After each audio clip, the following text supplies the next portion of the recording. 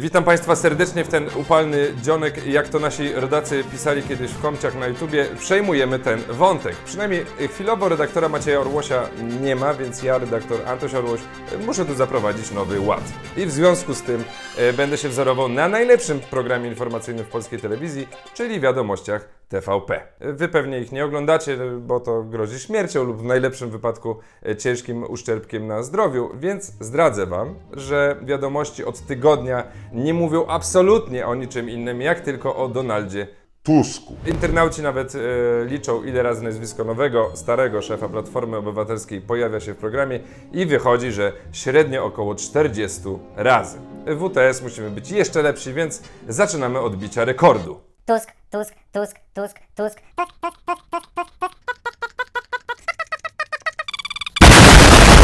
Nie mam pojęcia, ile razy to zrobiłem. Miało być 50, ale szczerze mówiąc nie wiem ile. Zachęcam Państwa również do tego, żebyśmy pobili ten rekord w komentarzach, więc wszyscy w komciach piszemy Tusk. Od tygodnia wiadomości o Tusku mówią wszystko co najgorsze, więc nam pola do manewru zostało niestety niewiele w WTS-ie, ale spokojnie, myślę, że damy radę.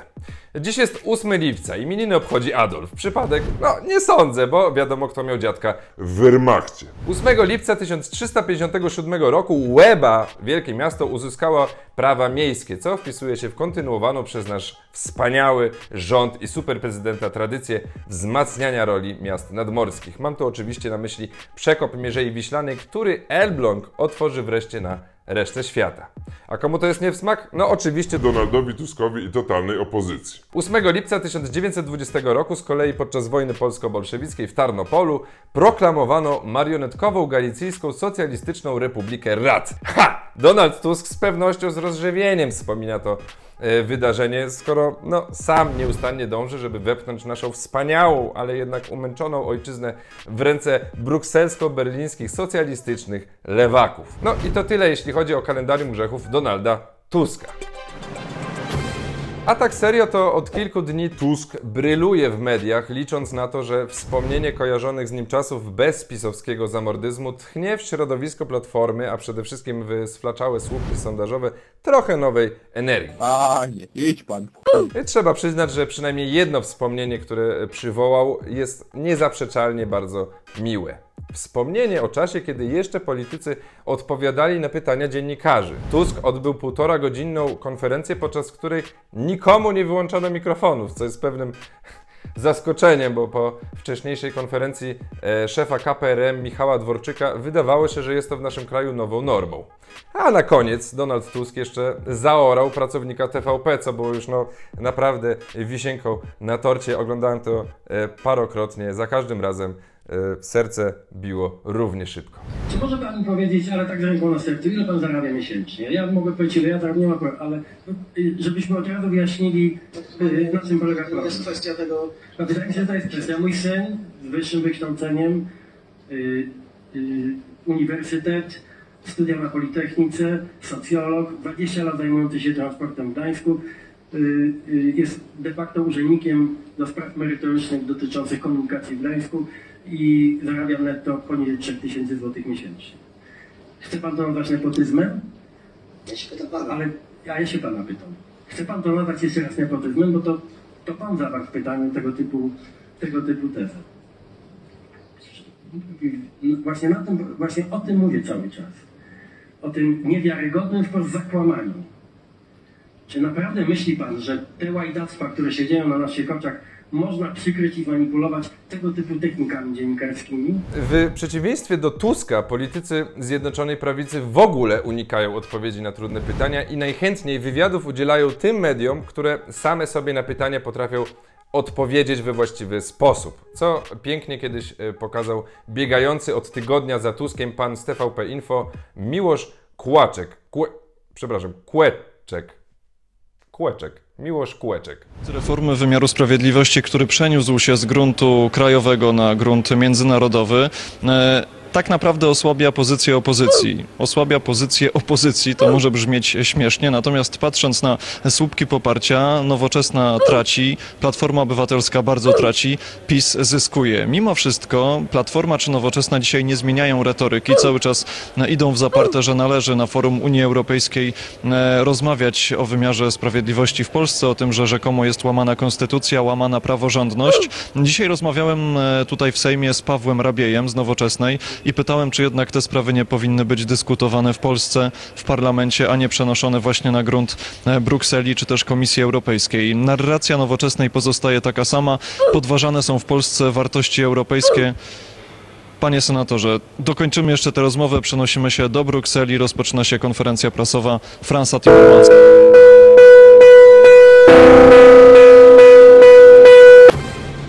Niezależnie od rządu, media nie przypadają naszym łaskawym panom i paniom do gustu, co pokazuje zamieszanie z przedłużeniem koncesji stacji TVN24. Krajowa Rada Radiofonii i Telewizji zwleka z wydaniem decyzji, a ostatnio okazało się, że ten sam problem mogą mieć też inne kanały TVN.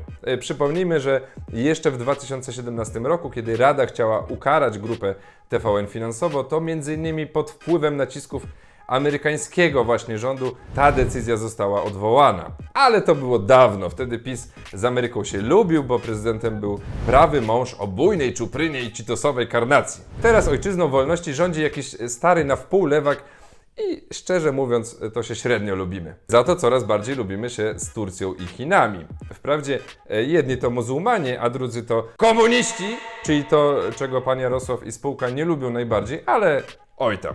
W polityce unijnej na przykład PiS kumpluje się z przyjaciółmi Putina, Viktorem Orbanem czy Marine Le Pen i kilkunastoma innymi przedstawicielami radykalnej prawicy, którzy wraz ze Słońcem Narodu z Żoliborza podpisali ostatnio wspólną deklarację dotyczącą wizji Europy. Ciekawostką jest, że wśród sygnatariuszy znalazła się także Wolnościowa Partia Austrii. Jeśli wziąć pod uwagę, że jej pierwszym liderem był w latach 50.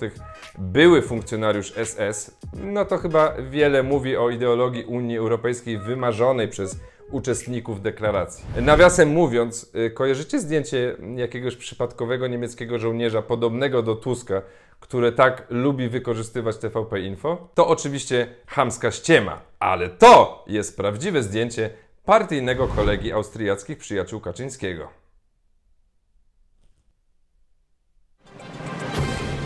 Jak widać, szanowni państwo, nasza polityka zagraniczna jest wspaniała i generalnie okraszona samymi sukcesami. No co z tego, że w rządach ościennych państw nie mamy sojuszników, skoro kochają nas wszyscy europejscy foliarze. No wszyscy. Poza tym nasze wpływy w Chinach, i to nie tylko komunistycznych, są niebagatelne, czego niezaprzeczalnym dowodem jest ta pluszowa zabawka sprzedawana na Tajwanie. Jestem pewien, że bez przeróbek przeboju Cypisa z Andrzejem Dudą czy Łukaszem Szumowskim tego by nie było po prostu. A to pokazuje, jak wielki wpływ za granicą mają nasi mężowie stanu, wskazującego na spożycie. A se zażartowałem. A co? Yeah! W ogóle w naszym kraju rzeczywiście jest coraz lepiej. Polski Ład się jeszcze na dobre nie zaczął, a już odwrócił się długoletni trend, że to Polacy wyjeżdżają do Niemiec do pracy. Teraz to Niemcy przyjeżdżają do Polski.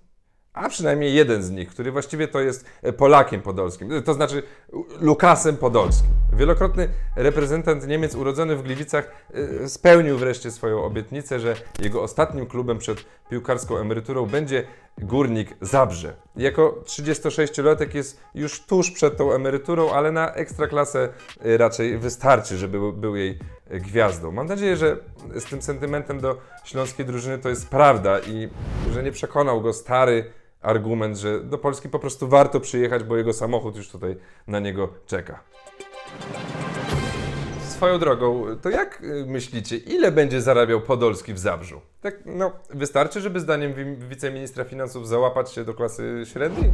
Wymagania zdaje się, że nie są duże, niecałe 3000 zł miesięcznie. Tyle właśnie zdaniem wiceministra Patkowskiego, to już jest klasa średnia.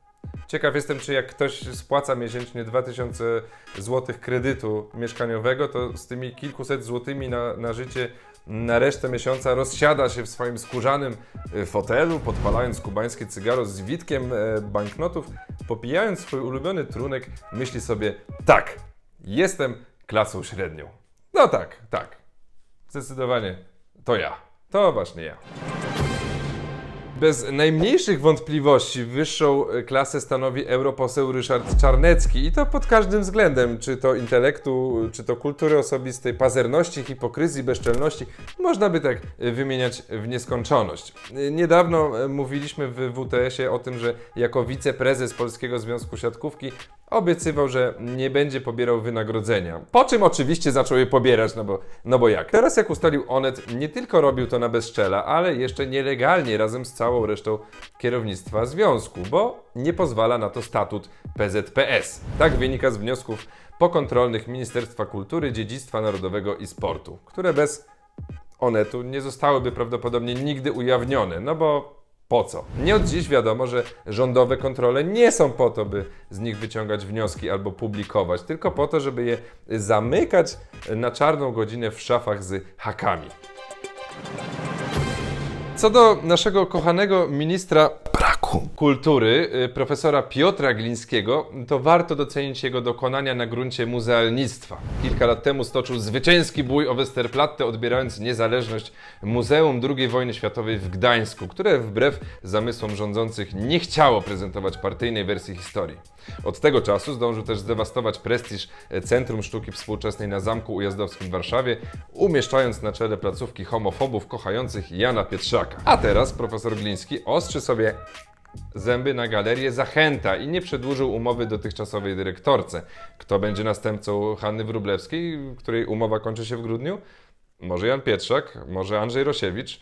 Swoje typy wpisujcie w komentarzach. Przy okazji zachęcam do subskrybowania naszego kanału, lajkowania fanpage'a redaktora Orłosia na Facebooku oraz do wspierania go na Patronajcie, zwłaszcza że i tym razem dla patronów mamy coś ekstra. Pan redaktor Maciej Orłoś jest też już na Discordzie. Więc zachęcam do tego wszystkiego, a jeżeli chodzi o mnie, to zachęcam do obserwowania mnie na Instagramie. Tu zaraz gdzieś wyskoczy takie z nazwą mojego konta. Tam jest naprawdę śmiesznie, także Wracając do Glińskiego, tylko dodam, że na schodach Zachęty ponad 100 lat temu zamordowano prezydenta Narutowicza. Co zamorduje w Zachęcie wicepremier Gliński? To aż strach pomyśleć. Jest jednak szansa, że nie doczekamy tego, bo konsekwencje dopiero po nowym roku, a w tym czasie mogą nas wykończyć ceny paliwa.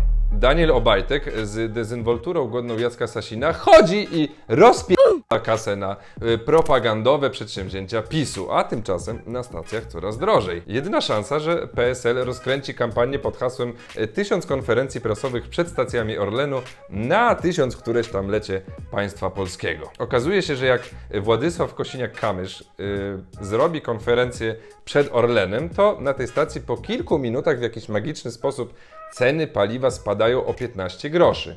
Tak było w minioną niedzielę. Cud? Nie. Jak twierdzi płocki koncern paliwowy, na stacji doszło do awarii. Orlen pewnie też uważa, że u Polaków doszło do awarii mózgu i w to uwierzył. Czas na dział muzyczny, więc... Witam! Dziś w dziale muzycznym utwór o tytule Jutro spróbujemy jeszcze raz.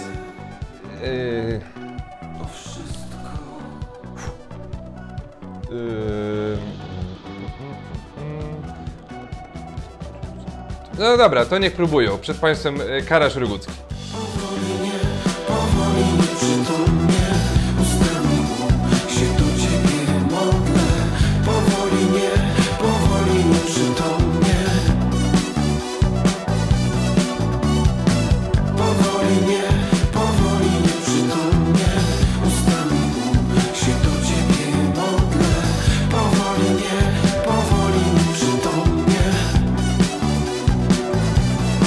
No i co? To już na dzisiaj koniec. Bardzo Państwu dziękuję za uwagę, za dzisiaj. Mam nadzieję, że nie splamiłem jakoś strasznie tutaj dobrego imienia Orłosiów i w miarę redaktora Orłosia zastąpiłem. No i co? No i nic. Dobranoc.